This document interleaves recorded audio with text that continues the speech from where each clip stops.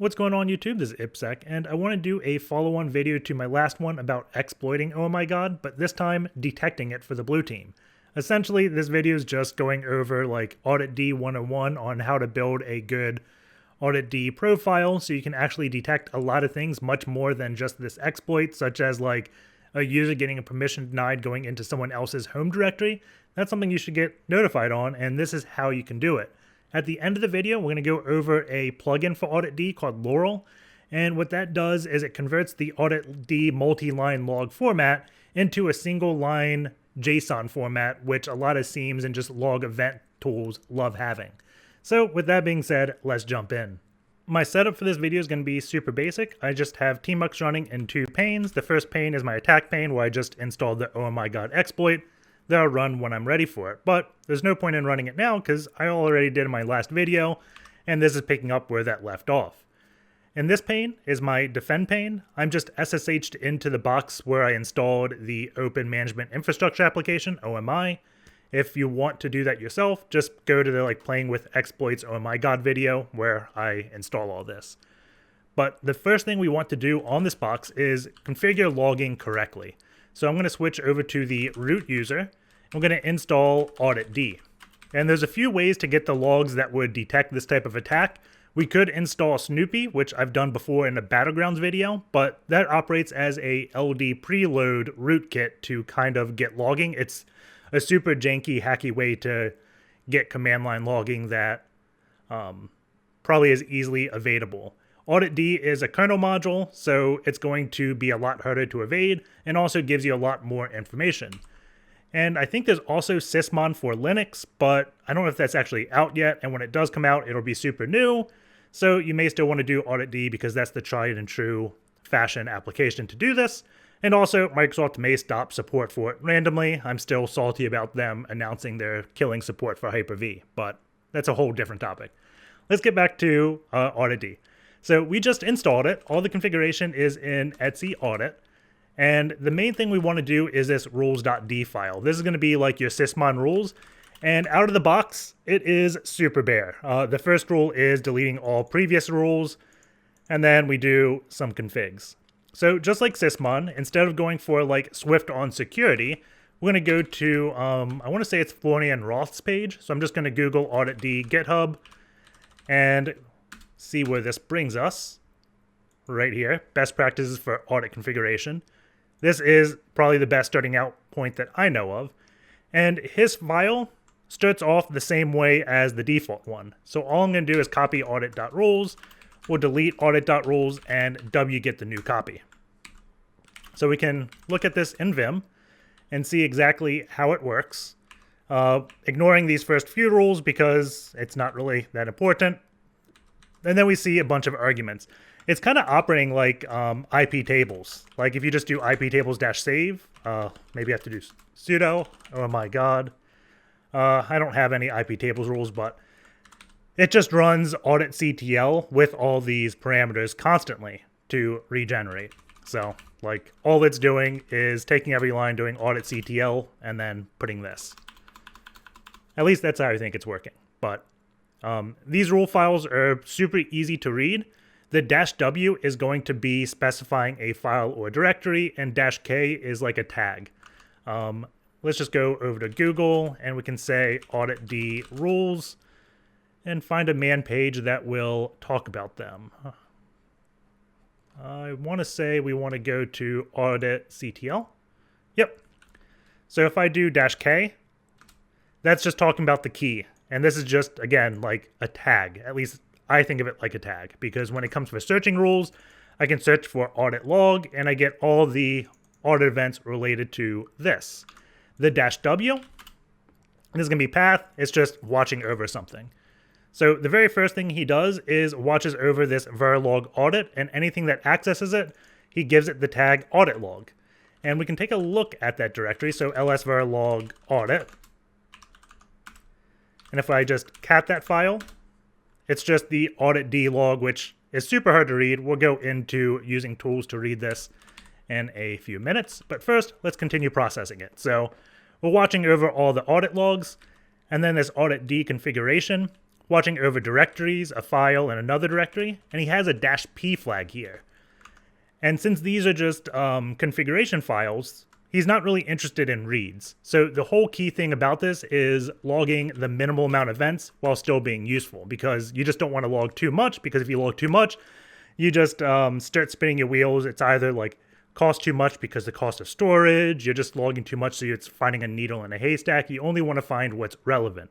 So the -p flag is for permissions, and you can specify read, write, execute, or A, which is attribute change.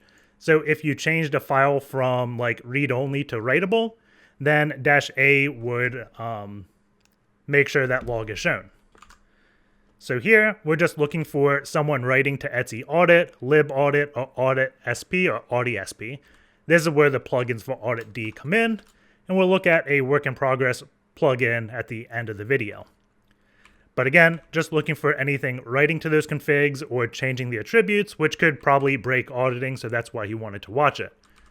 Then we have the -w flag again, looking at a few specific binaries, auditctl, auditd, and then au gen rules. And this time, he only has the -px, and this is just looking for these binaries executing. And if they do, it's going to assign it the tag audit tools. So then we have filters, and this is going to probably just exclude a lot of things. So AVC, this is access vector cache of SC Linux. Not sure exactly why he's excluding it, probably just because it generates a lot of noise and is already logged in the SC Linux logging, and there's no reason to log something twice, especially when SC Linux probably does it better. So just excluding all those logs.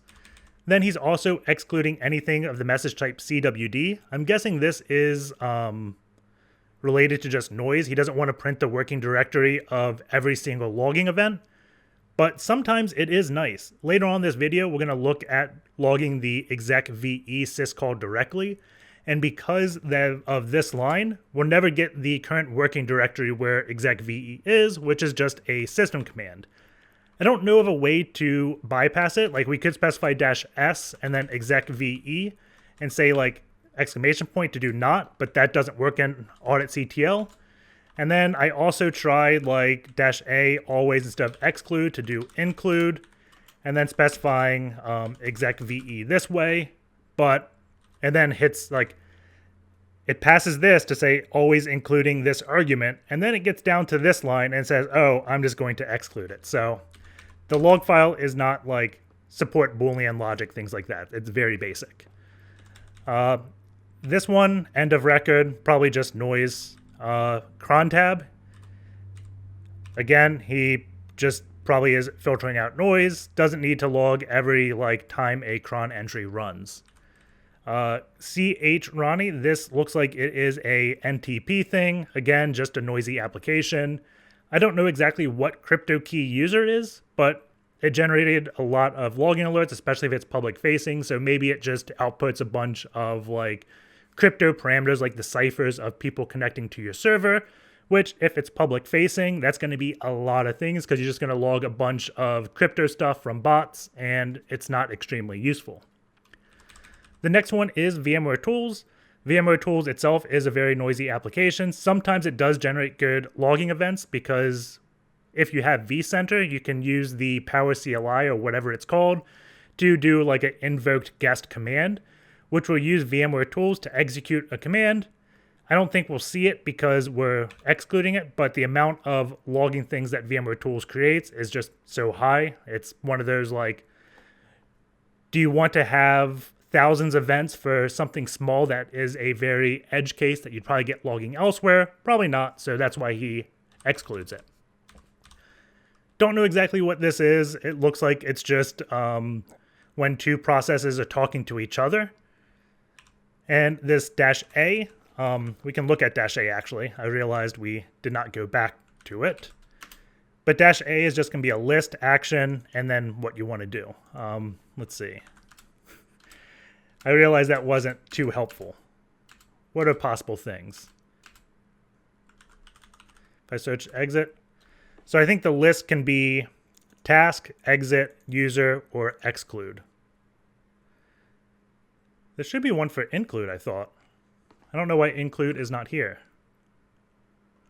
Let's see. We'll get down later and maybe there is, maybe exit. Maybe exit is include. That's probably it. Add a rule to the syscall exit list. Yeah. So if you want to include something, most of the time it will be exit. And then the following describes the valid actions, either never or always. So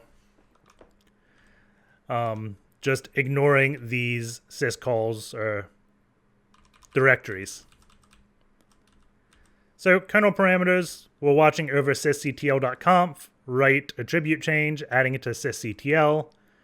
Kernel module, loading and unloading of kernel modules. Mod probe, looking at just modules, kexec. Special files, so looking at mknod or mknodat. I'm not sure exactly what that is. We could probably just do man mknod, probably make node or something, make a blocker special character or special file. I wonder why, like, mkf, if that's not there. Or maybe this application uses that syscall.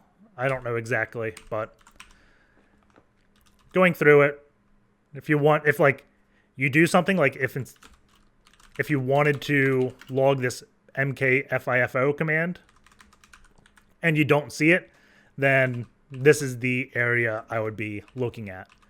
And we can probably try this at the end. So that would be special files.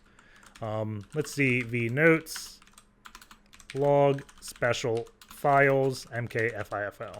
So note for me to come back to that once we have this all set up.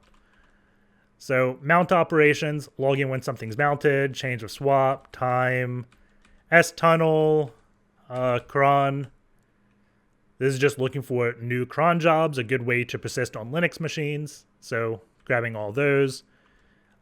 Anytime a user is added or changed or a password changed, so you're looking at group, passwd, gshadow, shadow, and I don't know what opasswd is. Probably some Red Hat thing. Sudoers file change, again, passwd change. And you see, like, well, this one's only looking at execute. So up here, we're going to get a password change by just watching this etc shadowed file. And then here, we're going to log the actual command that did it. So watching passwd, looking at the executable bit, and tagging it passwd modification. Tools to change, log configuration, network events. So you can see tons of good information here. Changes to other files, so just looking at etc host, the network file, network manager. Changing issue. I'm waiting to get to the stuff I found super interesting. Related to PAM, mail, SSH configuration, systemd, critical elements access failures. I don't know exactly what that is. So this is logging all the times a user switches accounts. So when I did the sudo, the su command, all that stuff would be logged here. Looking at the su binary, the permission of execute, looking at sudoers, read, write. And again, we looked at sudoers before. If we go up here, but here it's just looking at like tagging it actions and watching the file. And here we're doing the same exact thing, but tagging it as a privesc.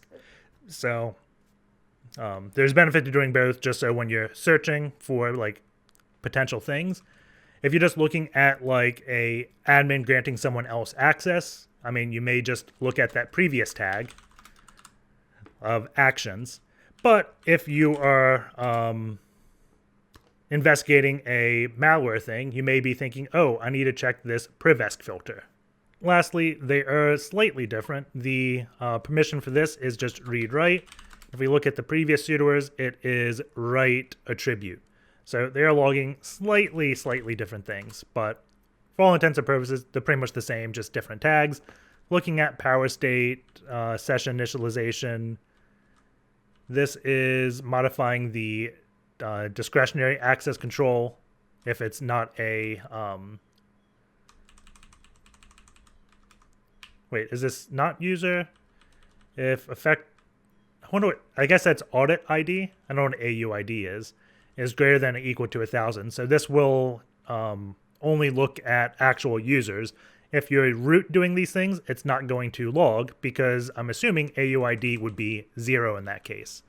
So that's a good way in Linux to exclude all system accounts, is just say, hey, if it's less than 1,000, because that's notes. If I cat etc passwd, we can see my user starts at 1,000 and all the other UIDs are system accounts and they are below 1,000. So pretty cool way to detect that. And here is where we start getting interesting. So now we're just looking at the binaries, who am I, ID, hostname, uname, issue, these are files. So etc issue and etc hostname, and then tagging it recon. Because the first thing you do when you get on a box is do like a who am I or ID. Normal users don't really use those commands that much from my experience, but applications may. But that's why it's just tagged recon. So if you ever suspect a compromise, you can just do like an AU search and search for recon activity, and then kind of base your things off of that. Right after it, there is suspicious activity, which is just a lot of binaries that probably aren't used that often. wget curl, like we use it when we're downloading packages, but on a normal day-to-day Linux server, probably not executing these. Base64, definitely not using that often. Netcat, definitely not. SSH, SCP, like setting up tunnels, copying files off. This is like exfilling files. SOCAT, Wireshark, Tshark, Rawshark. I don't know what Rawshark is. Our desktop, like remote desktop for Linux. Maybe add like xfree RDP in here if that's actually installed on anything. We have nmap, so this is something I would recommend looking at and adding more binaries to, because there's definitely a lot. Specific ones for Ubuntu, nc.openbsd and nc.traditional. I want to say the main difference between these two is I don't think OpenBSD has the is it -E or -C to execute a command, and traditional may. But that's off the top of my head. Not exactly sure why there's two. Then we have sbin, suspicious activity, just like IP tables, ifconfig, or EB tables. I don't know what EB tables is. NFT, TCP dump, traceroute. So one thing you may want to add in here is like UFW, because a lot of the modern Linux things are moving away from IP tables and going towards UFW. So, oh wait, UFW is here. He's already got that. I was thinking maybe he didn't have this because this is like 3 years old. But nope, he has it. So let's move on. dbus send may indicate privilege escalation. And if you're curious, I think there's actually a video I have of dbus. So ipsec.rocks. We can just search for dbus. And yeah, I would recommend watching these videos if you're curious about this. Injection, so looking for a process injection. If you wanted to test these out, I'd run like Meterpreter and try doing injection from that. It uses the ptrace syscall, so that's why it's on this. -F, I don't know what -F is. We can look at that certainly. Rule name starts with -F. I'd have to look more into this. I think this is like field, maybe argument 0 equals 0x6. So if we looked at the ptrace syscall, probably could have just done man ptrace and looked at what arg0 is. Where is it? Come on.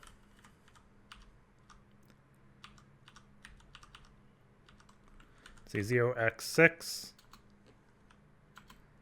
So that's sigtrap. Not sure. I'd have to look more into ptrace.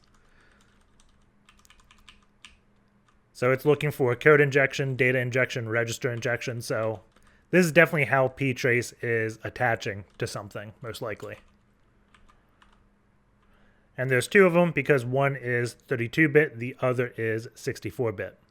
And then we have just running ptrace by default. It's enabling tracing.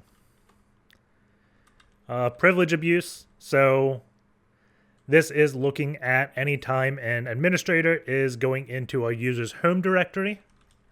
Looking at RPM, DNF, I think that's a firewall. That's like UFW for Red Hat. Package managers for SUSE or SUSE, I don't know how it's pronounced. apt for Debian, Python pip. GDS, so this is special software. This is looking at Puppet stuff, IBM Bez client. I want to say this is like BlackBerry Enterprise. I think that's what Bez is. And it's looking at just anything this application, let's see, always exit. And then looking at architecture 64-bit, syscall open, -f. I want to say anything this application is opening, he is logging it. Maybe because this listens on the edge of a network and accessible by anyone, so you just want extra logging around this application. Chef, another DevOps tool, a bunch of Docker things, kubelet. And then this is anything that is executed by root. So this is that exec VE call that I mentioned earlier. So anytime the effective user ID is 0 for both 64 and 32-bit, tag it root CMD. File deletion event. So this is anytime a non-root or non-system user deletes a file. Unauthorized access. This is a lot. So this is the syscalls. You can specify multiple. So create, open, open nat, open by handle, truncate, ftruncate. Yeah, bunch of them.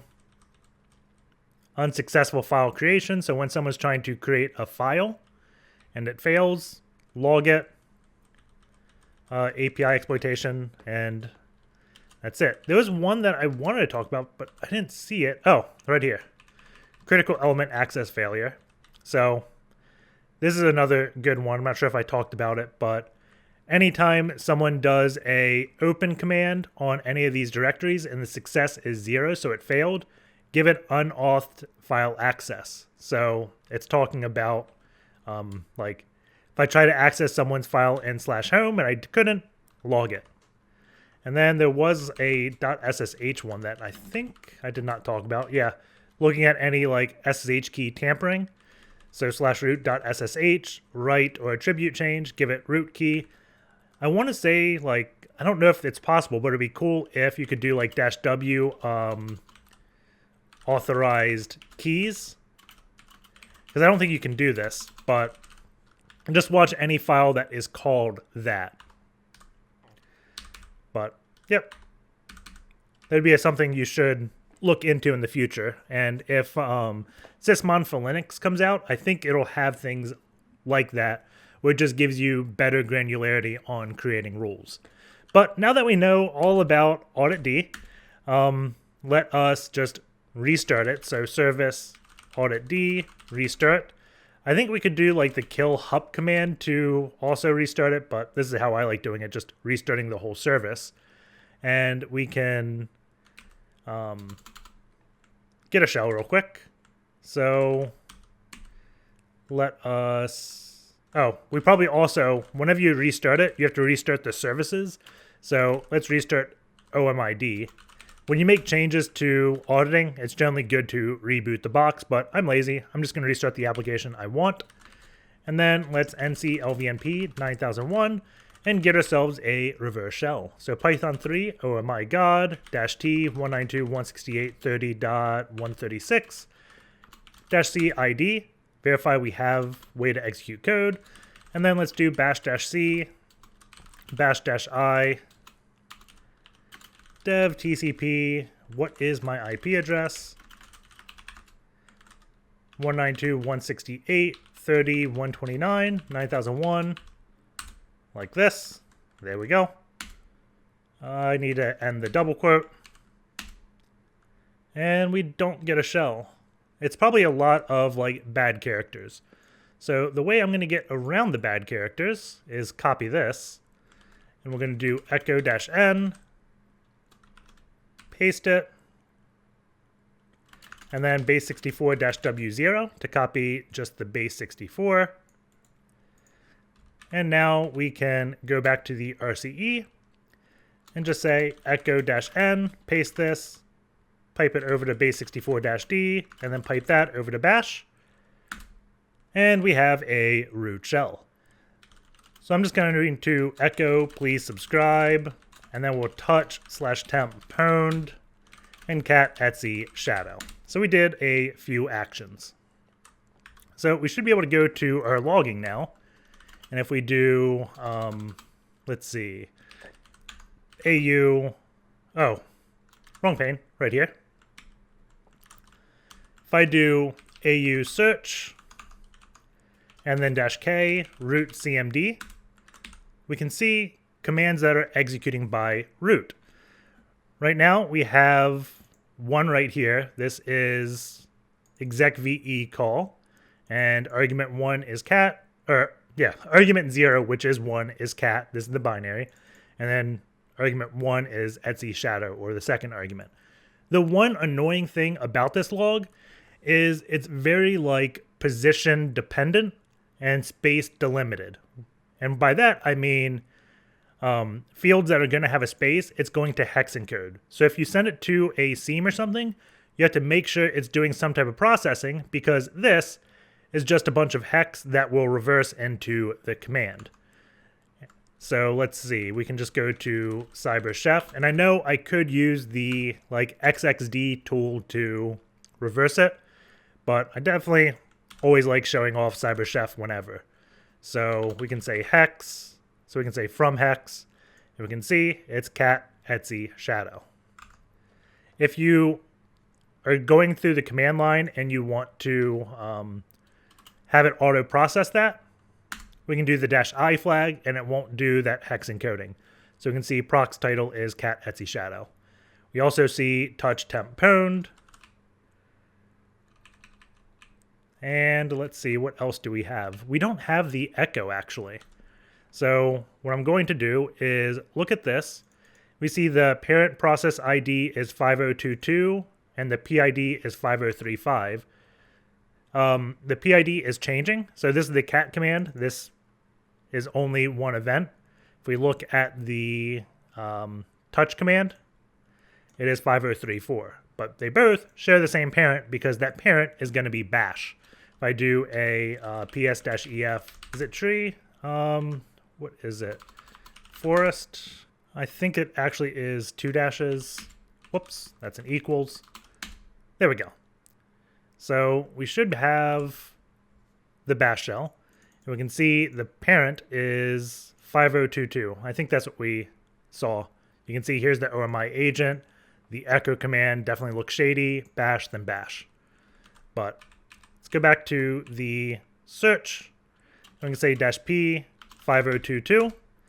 And actually, probably -pp for parent process.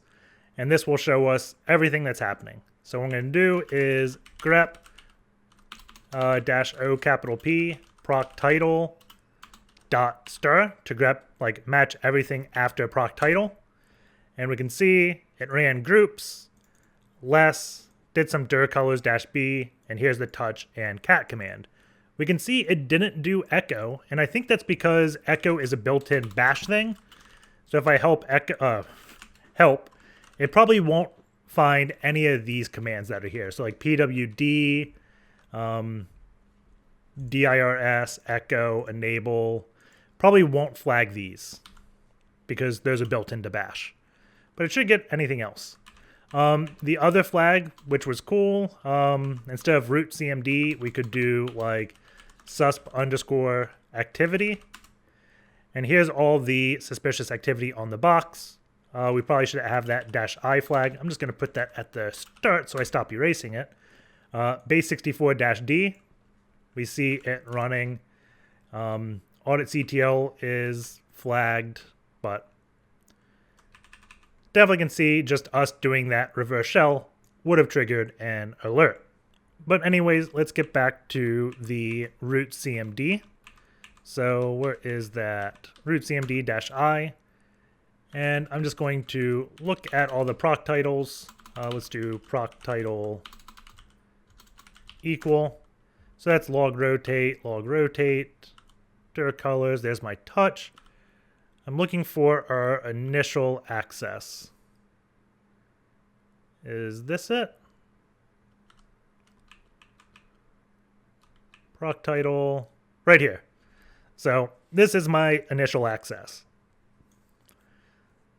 So let's go over this with a fine-tooth comb. Proc titles been sh echo-n, the base 64, decoding it and sending it over to bash.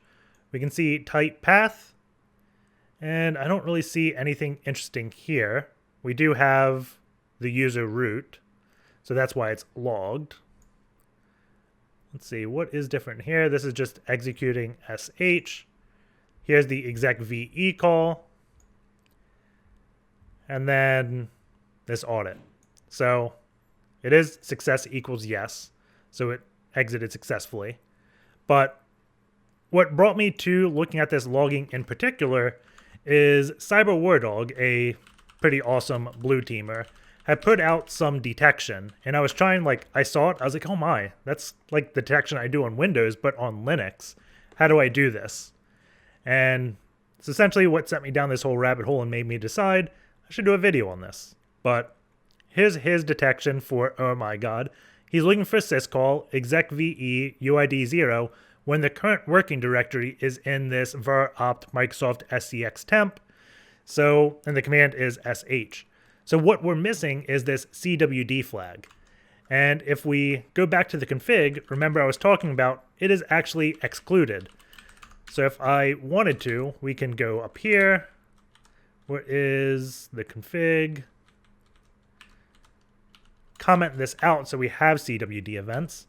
And the one thing I didn't mention, if we uncomment this, it's going to make the config immutable. So I don't think you can change Auditd without a reboot. But definitely don't want that because we're making changes to it. Let's restart both OMI and Auditd.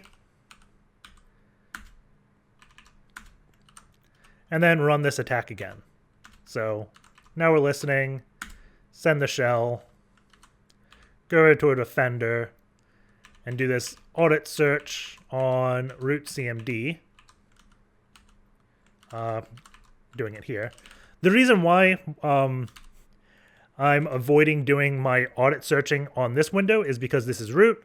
And if it's root, then all the commands I type here will also go into this AU search thing because I'm looking at root command. But if I'm just using ipsec user, it's not a root user, so it's not flagging all those commands. So let's see, dir colors, less pipe. Here we go. We can see, that's less. It's not it. Well, it's part of the shell, but not the shell itself. I wonder if I can just search for base 64 if we don't find it here. Here we go.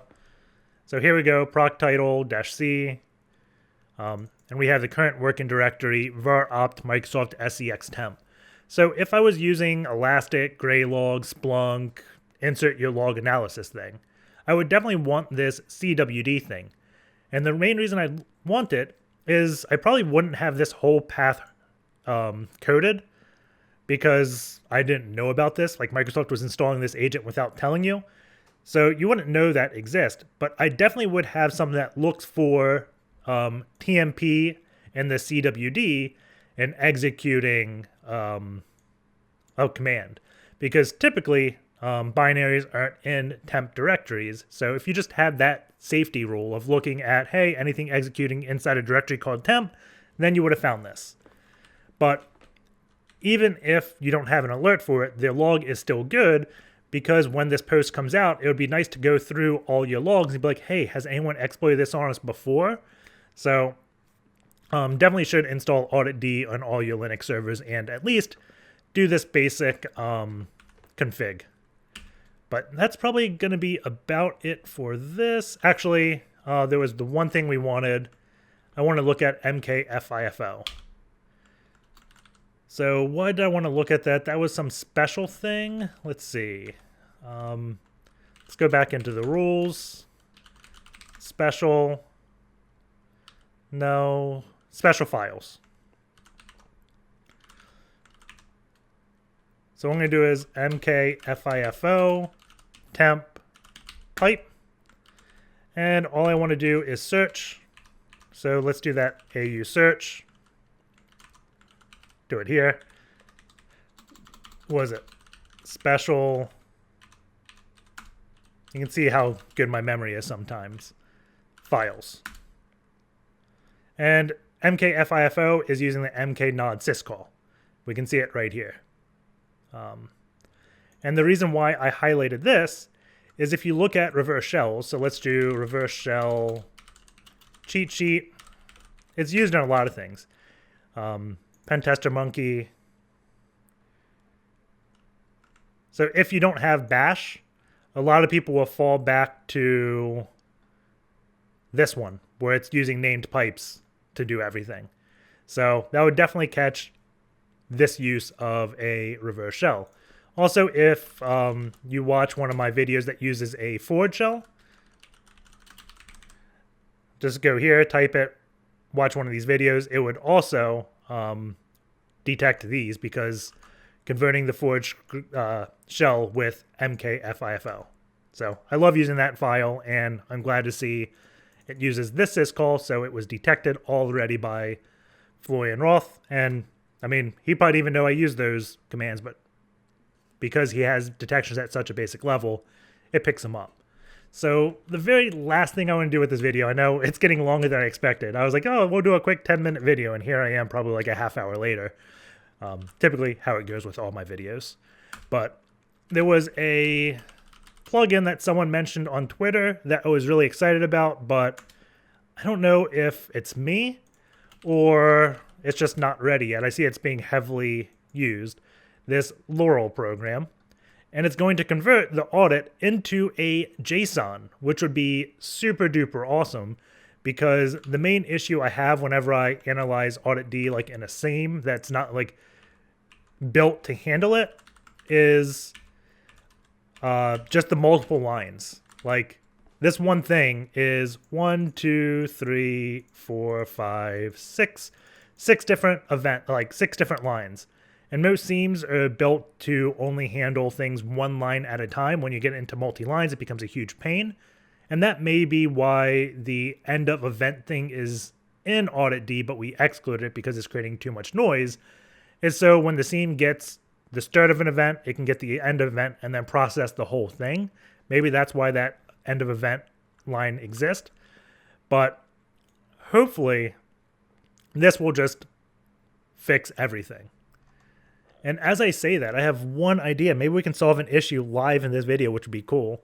Where is it? Moving command line. Is it a closed one? Kafka, provide binaries, no. Missing type and events.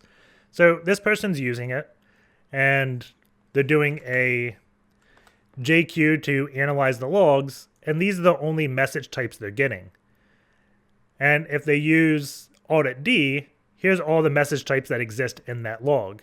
The key one they want and the key one I like is this exec VE, and we can see Laurel isn't working with it. Maybe if I uncomment that end of event thing, maybe it will process it. I was talking out of my head, I was like, huh, that may kind of actually make sense. But let's go install this and then examine that bug, and then we can see if we can fix the bug. So I'm just going to clone this. If we look at the installation instructions, it is built in Rust. So if I try to execute this, my OS is going to yell at me and say, hey, you need to either use Rust up, which is in snap, or Kurgo. So I'm going to do apt install Kurgo. Yes. And then the next thing we'll run is this. So let's just wait for this to install. And now that it's done installing, or actually 99%, thought it would be done, we can do the next command. Come on. Which is this sudo install. Wait. Oh no. We still want to do the build release. And then we can do the next one. We're just installing Rust so we could use this cargo command. So it's fetching it, and then we will be installing. Compile. I don't think it takes too long. And it's almost done. Last package. Then we can run the final command to get this running. And, oh, it errored. Cannot find, so ld-l ACL. So it's trying to link ACL. apt search, is it libacl-dev? Maybe just acl-div. There we go. Wait. I don't think that's it. Apt install acl-dev. libatrib, libacl1. Okay. I don't know why I didn't find it in the search, but it looks like it's installing. Let's try this cargo command again to build. And oh, nice. It just left off where, like, it started where it left off. I was expecting it to have to build all the previous, like, 53 things before it aired. But no, Rust decided to save me time and started at 53. Thank you. So now we can install it. And then we want to create the users. We could have just used the binaries. So always helps to read all the instructions first and then go back. But oh well. So let's create this home directory. Then we want to copy the provided example into etc laurel config.toml. So cd here, make dir that. And then we want to v config.toml. Let's copy this config. I could have like wgetted it, but I did it this way so I can read it. Paste. This read users, we're not using Splunk, so I'm just going to put it as me, so ipsec can read these logs. So base name for it, audit.log, when to rotate in bytes, generations, I don't know. Oh, so keep 10 different files, and then the user that can read it. And dropping the privilege to this user so we don't run as root the whole time. Also, where to install the log, or write the log, the directory. So let's go to the next one. It wants us to go into this directory. And this is the audisp directory. And we want to edit laurel.conf. And give it this file. Let's see what this is. Active yes, direction out. So writing a log, type always, write a string. Here's the binary and the arguments pointing the config to the file we just wrote. Okay, that makes sense. Let's see, which laurl. It's in the directory it says. I was just making sure it was user local sbin laurel. That looks good. And then the final command, how do we run it? Just wants us to run that pkill-hup. So let's run this. And then we can go do the attack again. So if I netcat, run it, we got a shell, let's do ID. And I go over here, if I do verilog Laurel, if I cat this, it is all JSON, but there's not much logging at all. So we just have these two entries. So that's why I was a bit disappointed and kind of why I did in this video is because anyone that's familiar with this application can correct me so we can get a better video out about this application, because having this would be amazing. But it's possible that it's just not in there because it never sees that end of event rule. So let's go back up here. And where are we excluding? Filters. So SE Linux, definitely not going to be the culprit, but this EOE record. That may be it, actually. Service, OMIGod restart, sure. Let's do Auditd. Start this up again. And then what do we want to do? Oh, we just want to cat verilog Laurel and audit.log. Oh my god. I think I just did that live in a video. Don't get too excited yet. Apt install JQ. I'm using JQ so I can quickly process this. But I think we have it. So audit rules. Audit rules. I'm just going to look at base 64. Oh, we may not have it. let's run the commands they did in this Git.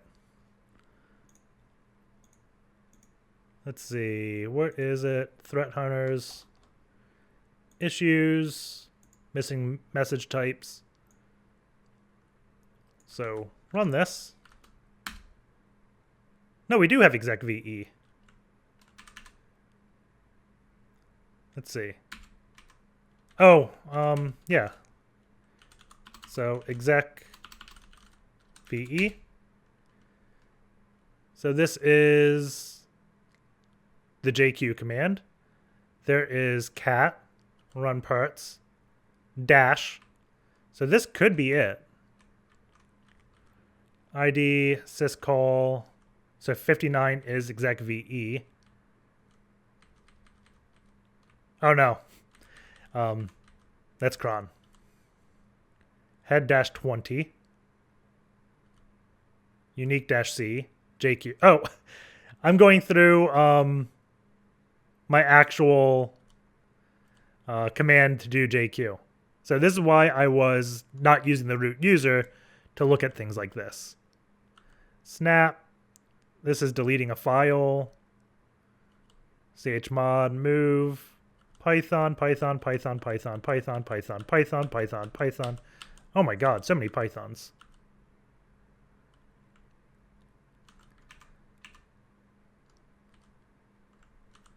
So I'm going to restart Auditd and OMI again. Because it got that exec VE, makes me think it may be good. Let's see, touch, temp, pound. Let's see what we get in these logs. And we can probably do it from a low priv user. So var log Laurel cat audit jq dot bash dash I temp pound. So that looks good. Let's see, why did it create that log? CWD. So we are getting it. So that is the bug. Why it didn't log before? Maybe I didn't restart it and I had to restart OMID. Maybe it was like rolled over into the .1. But yeah, if you want to use this application, just make sure your end of event is uncommented. So this will be much happier in SIEMS.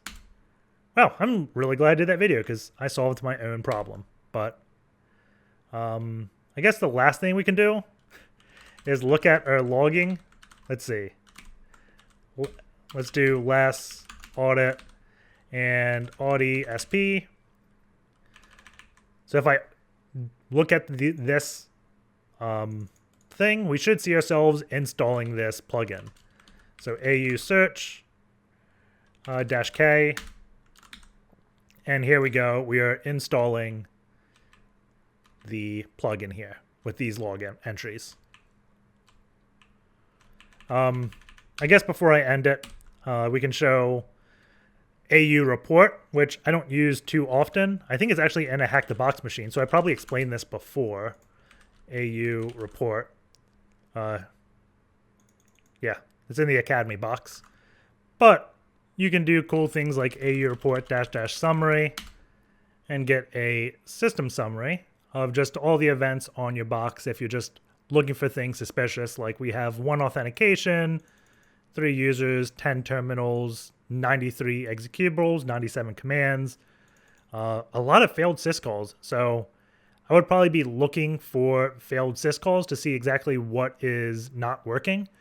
Typically, you don't want to have failed syscalls. So something is airing out and I just don't know it. There's also like aureport -i-x summary. And this is going to list all the executables. So -x is executable and -- summary is just summing it up. And it's doing a sort by default to just show me the number of times each application ran. We can see dpackage ran 29,579. If I had to guess, some of this failed syscalls are probably dpackage, just not having permission, a file not existing, or something benign. But it's probably why. We have Git running, Bash, Perl, just a lot of things are running on this box. If you don't want summary, you can get rid of that -x, and it'll list like the time and everything. Let's see. If I just do aureport-i, what happens? Not exactly sure. I'm not a big fan of this tool. I normally just use ausearch, but most of the time I forward all my logs to some type of SIEM and then analyze it there.